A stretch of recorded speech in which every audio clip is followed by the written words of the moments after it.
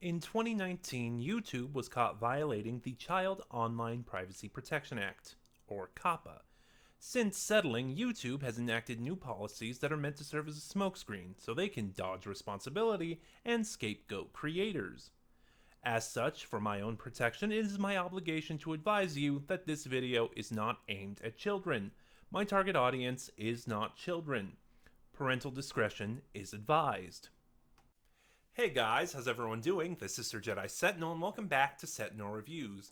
Today, a little later than I planned, sorry about that, real life, you know how it is.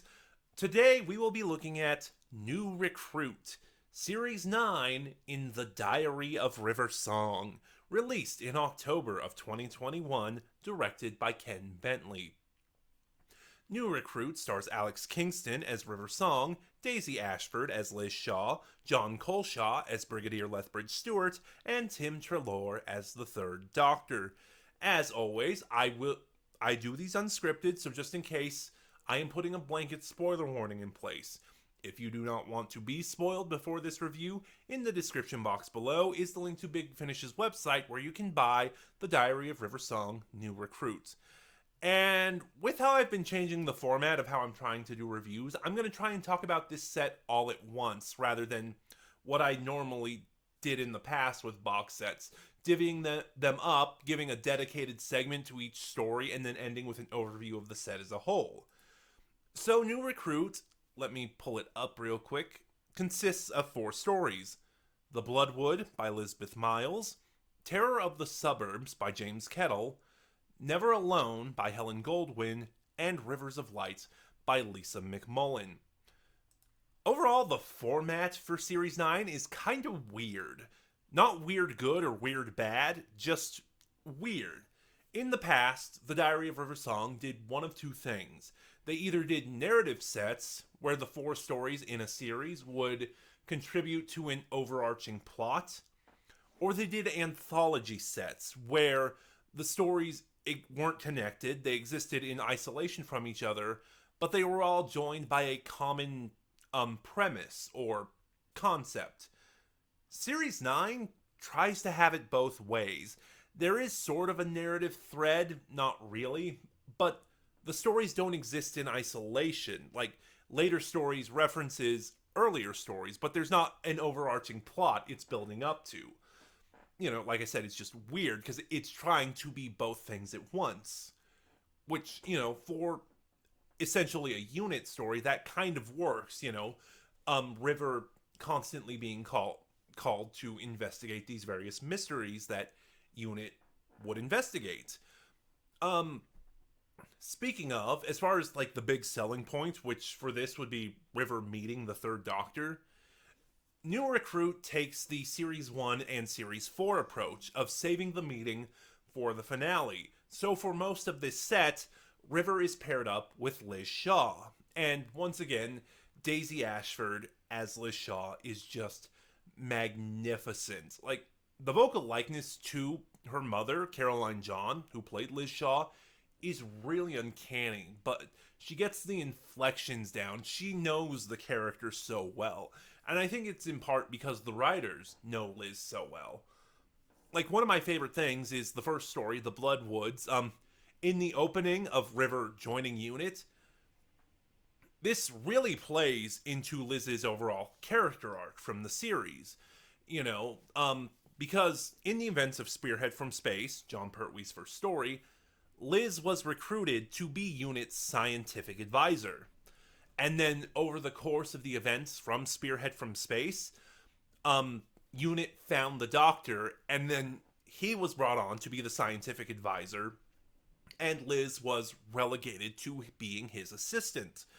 And while Liz enjoyed working with the Doctor, it's a decision that she's always kind of resented, which, among other factors, ultimately led to her deciding to leave Unit, because with the Doctor there, she felt her talents were unappreciated and unneeded. So, in this first story, The Bloodwoods, we find out that the Doctor has gone off somewhere. It gets explained where he went later in the series, but, you know, while he's gone, Liz is the de facto scientific advisor. And then River is brought on. Again, which again plays into Liz's overall arc. She feels like she's being unappreciated. Why do I keep putting so much emphasis on the T?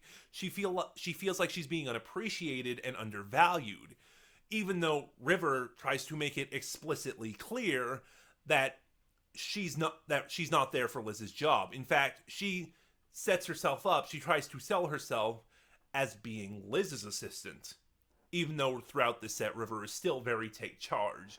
And across the set, the rapport that builds between River and Liz is really the highlight. Like I said, like Series 1 and Series 4 of The Diary of River Song, Series 9 saves River meeting the Doctor for the finale. So the rest of this set, it's River and Liz, which is a really good combo. And just, I also think it's kind of a commentary on 70s Who and how it tended to, at least in the eyes of the general public, perceive and depict women. Again, if you actually watch 70s Who stories like any of Liz's story, you know that's not the case, but there is kind of this consensus that, yeah, women in 70s Who weren't treated the best. And I think the pairing of River and Liz is kind of meant to depict that and be a commentary on that. That's just what I read into it. I don't know if that's actually the case. But yeah, like I said, so across these four stories, it's really them developing this kind of bond, and Kingston and Ashford both have phenomenal chemistry with each other. Also, interestingly enough, River being brought on in this way is also does some interesting character stuff with the Brigadier. I love John Colshaw as the Brigadier, and one of the more disappointing things is that he's only in the first and last stories, but I think he's utilized the best in that first story, The Bloodwoods, because after River is brought on, Liz goes to complain to him, very rightfully so, because she thinks River is a scientist. She is, but Liz is rightfully infuriated when she finds out her degree is in archaeology. And, Liz vents her frustrations to the Brigadier, about how undervalued she feels. And later in the story, when Liz and River don't radio in, the Brigadier is very against, at least initially, sending someone out to, watch them, spy on them, is his word for it. Because, he understands that hiring River and doing so without her knowledge has shaken her. Liz feels she's not trusted, and the Brigadier is saying that, it's not a matter of reliability, it's a matter of trust. Liz feels I don't trust her. So this mission is meant to prove that I do have faith in her. Which, like I said, is a very interesting take on the Brigadier. It also kind of contributes, I think, to his arc as well, especially after Season 7 and the sort of rift that formed between him and the Third Doctor. I think, again, that thing about him learning to trust Liz and not being over her shoulder watching her, I think it sort of leads into that bond between the Doctor and the Brigadier being repaired in Season 8. So yeah, that's kind of, and really those relationships, that chemistry and those bonds building are kind of the starring role in that first story, The Bloodwoods. Terror of the Suburbs and Never Alone, like I said, the Brig is absent, so it's just River and Liz. And it mostly makes up for by being decent stories. Terror of the Suburbs is kind of that perfect community thriller, like The Stepford Wives, where, you have this seemingly idyllic community, but secretly it's hiding a dark underbelly. Now, my one complaint with Terror of the Suburbs is that it opens in media res, essentially. Liz has been living there for some time, and River comes in to find her. And it's very obvious that Liz has kind of been conditioned, brainwashed into living and acting and thinking a certain way. And my one critique of Terror of the Suburbs is that I feel like the hold over Liz's mind is broken too easily. Like, as soon as River shows up, she pretty much breaks it.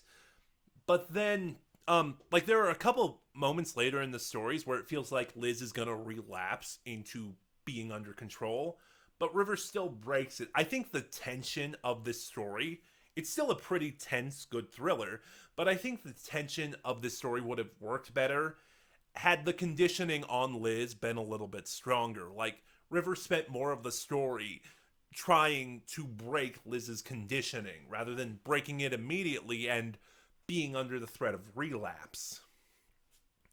Overall, it's good, and there are some interesting things going on. This community is filled with high achievers, including one of Liz's colleagues who is an animal scientist. I don't know the word, but like she does nature documentaries and stuff. And yeah, no, like overall it is a good thriller. It's just that one thing that I think would have worked better another way. Same can't be said for Never Alone. Never Alone is the weakest story in the set, and overall, it's really just dull and unengaging. Once again, River and Liz are called to investigate a death, which they believe to be a murder, and, I'm just gonna get right into it. This is a collective unconscious story. I don't know if they actually have a term, but, collective unconscious. Basically, someone, the villain, is putting huge swaths of the population into a comatose state and sort of putting them in a shared dream reality of sorts. For reasons of feeding off them. And, it's usually a trope you see in fantasy stories more often than not. I say that in one of the most famous sci-fi stories of all time, The Matrix, is a collective unconscious story.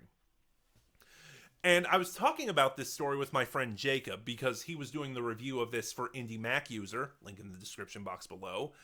And we kind of came up to the same thing, as we were talking about. It's like, wait, what happened in the third story? Because beyond it being a collective unconscious story, the only other thing memorable is that, okay, I gotta set the stage for this. River instructs two of the people she's looking for in this dream reality, and she kind of tells them to think of somewhere safe. And one of them imagines they are in an arcade, in an arcade game. And in it, composer Howard Carter gives us this absolutely phenomenal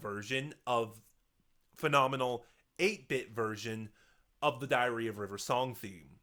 And which then later closes out the story, and that is just glorious. But yeah, beyond that and the initial core premise of being a collective unconscious story, ultimately Never Alone is just kind of dull and unmemorable. Well, really the only other thing I remember about it is that Liz is the one who ultimately saves the day here, because River is kind of unavailable. Which I thought that was a nice touch, that after spending so much time with River, because really Liz is much more of a thinker than a doer. And so really I like that River has rubbed off on Liz, and now to the point where she is taking initiative. Which, now that I say that out loud, also kind of adds to that arc I mentioned earlier. And of course, this set closes out with Rivers of Light, which, finally the third Doctor is back. We found out he was investigating rumors of sensorites on Earth, and we find out that was a ploy by River to get him out of the way. And immediately, as soon as River and the third Doctor meet, sparks fly. Because River's being coy and the Doctor doesn't like it, and really, because of his exile, the third Doctor is honestly kind of the most irate incarnation of the Doctor, let's be honest. So, and because he's very stubborn, he's very my way or the highway, which obviously clashes with River's own personality and her own stubbornness. But, obviously Tim Treloar and Alex Kingston still have great chemistry as the Third Doctor and River. I wish they had more time together in this story because as soon as the team is dispatched to investigate the mystery, River spends a bulk of this story trying to stay 7 steps ahead of the Doctor because for some reason she doesn't want him finding out what happened. And then over the second half of the story, as River explains what's going on, why she's here and what she's actually doing, their bond continues to develop. Like the Third Doctor finds himself very fascinated with River, which is really enjoyable. As for what's going on and what River is doing here, I'm gonna save that because it leads to an almost absolutely brilliant twist ending. Not to give too much away, although I feel like mentioning this is going to give too much away. It's a brilliant twist in concept, but it seems Big Finish have made their choice, and I am not a fan of that actor playing that role. In past reviews where I've been less coy about this, I've talked about it, but I like that role. I like that actor. I'm just not a fan of when that actor plays that role. And even saying that, I feel like that gives too much away.